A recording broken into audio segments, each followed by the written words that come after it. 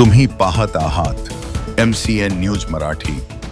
श्री संत गजानन महाराजांची पालखी आषाढीची वारी पूर्ण करून पंढरपूरवरून परतीच्या मार्गावर येताना 27 जुलै रोजी जानेफळ येथे पालखीचे संध्याकाळी 5 वाजता आगमन झाले। यावेळी ठिकठिकाणी बॅनर लावून रांगोळी आकर्षक रांगोळ्या काढण्यात आल्या होत्या। पंढरपूर येथून आषाढीची वारी करून पंढरपूर ते शेगाव परतीच्या मार्गावर जानेफळ येथे श्री संत गजानन महाराजांच्या पालखीचे आगमन झाले। यावेळी 1 क्विंटल गुलाब फुलांची पुष्पवृष्टी करण्यात आली, तर चौकात मोठमोठे बॅनर लावून रांगोळी काढून स्वागत करण्यात आले।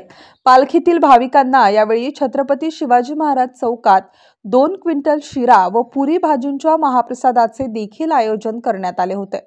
या निमित्ताने श्री सरस्वती विद्यालय जानेफळ येथे श्रींच्या पालखीचे भव्य स्वागत सरस्वती परिवाराच्या वतीने करण्यात आले। तर श्रींच्या दर्शनासाठी आजूबाजूच्या परिसरातून भाविक भक्तांनी एकच गर्दी केली होती। MCN न्यूज मराठी करिता प्रमोद मिश्रा, मेहकर।